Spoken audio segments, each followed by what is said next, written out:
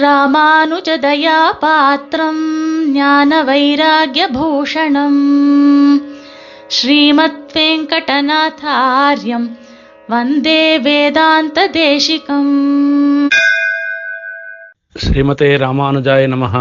இன்றைய சுப்பிரபாத நிகழ்ச்சியிலே சுவாமி தேசிகன் பாதுகா சகஸ்ரத்திலே ரங்கநாத பாதுகையும் சுவாமி நம்மாழ்வாரையும் சேர்த்து அனுபவித்த ஒரு ஸ்லோகத்தின் அர்த்தத்தை பார்ப்போம்.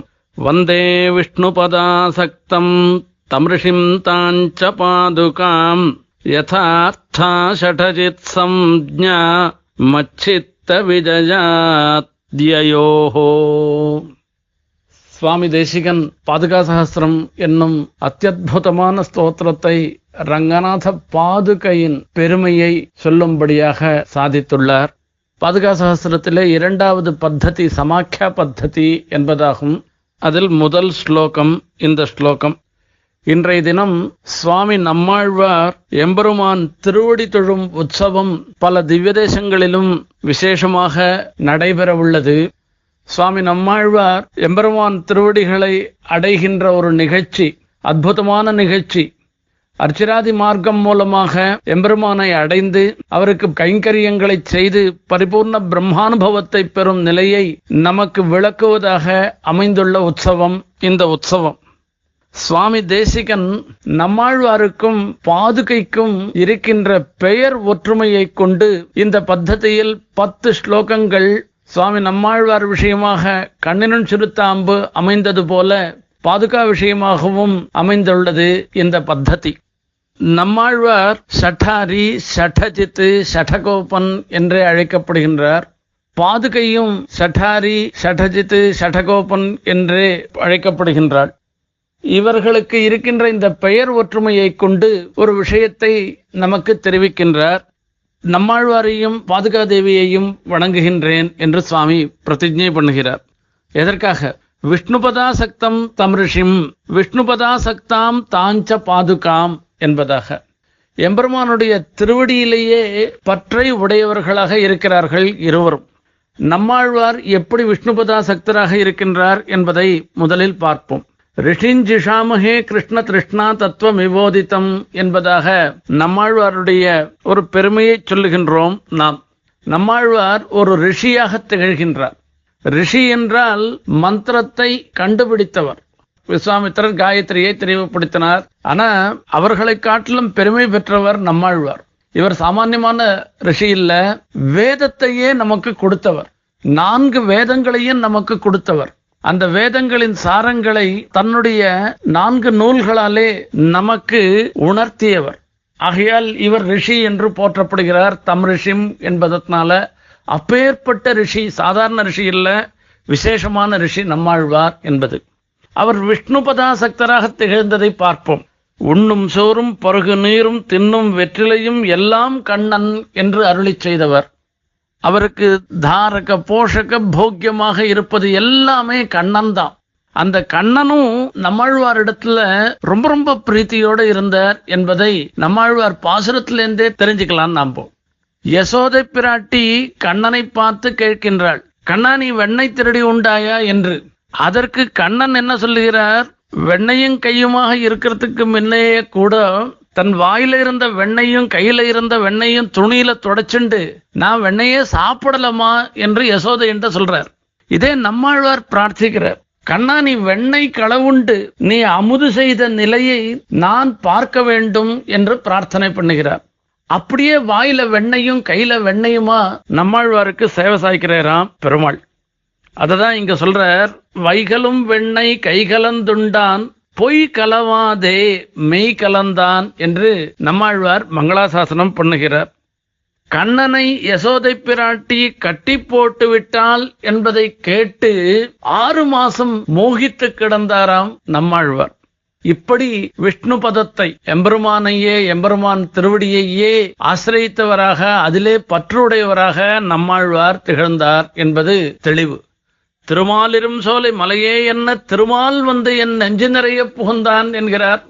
அந்த வார்த்தைகளே போரும் அவர் நம்மாழ்வாருக்கு எம்பெருமானிடத்துல எவ்வளவு பக்தி என்பதை.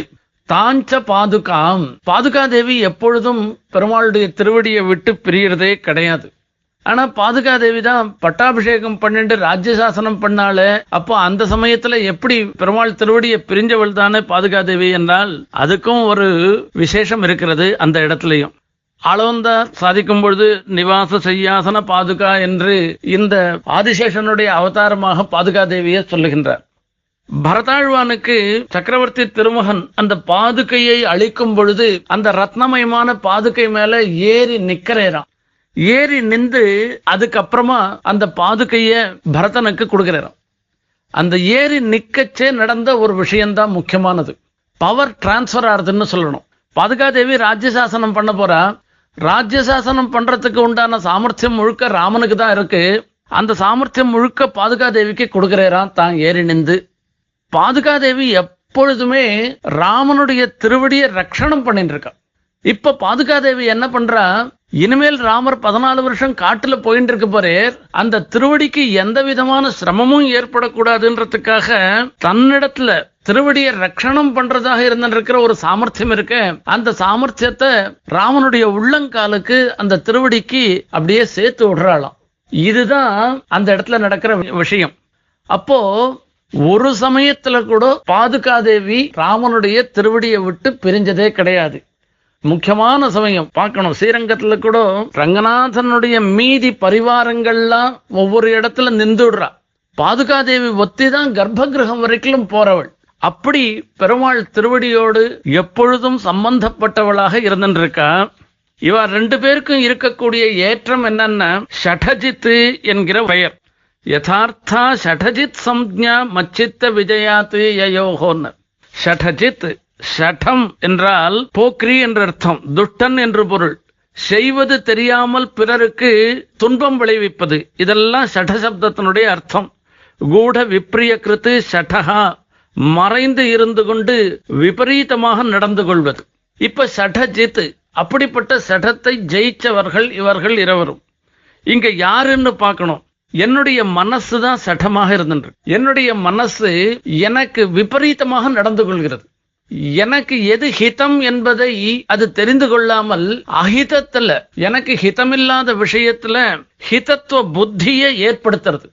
அப்பேற்பட்ட என்னுடைய மனச நம்மாழ்வாரும் ரங்கநாத பாதுகையும் மாற்றினவர்கள்.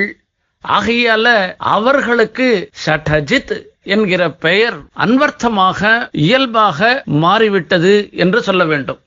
இங்கு ஷடஜித் என்பதற்கு அர்த்தம் பகைவனை அழிப்பது என்பது அர்த்தம் இல்ல, பகைமையை ஒழிப்பது என்கிற அர்த்தம்.